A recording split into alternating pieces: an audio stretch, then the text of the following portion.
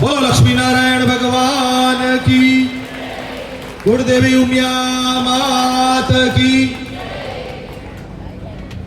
અમારા મનમાં 2-4 વર્ષથી એમ ફરતું હતું કે નર્મદા રેવાની પરિક્રમા કરવી છે. ઘણા સમયથી ફરતું હતું, પણ આ યુવાને પરિક્રમા કરી લીધી. આપણે કરશું? આપણામાંથી કોઈની ઈચ્છા છે?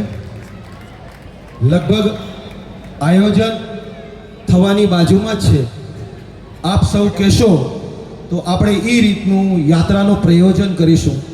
2 રીતે યાત્રા શક્ય છે. આપણે એ યાત્રાને બેસીને પણ આપણે ગાડીમાં જઈ અને પૂરું કરી શકીએ, અને પદયાત્રાથી પણ આપણે કરી શકીએ છીએ.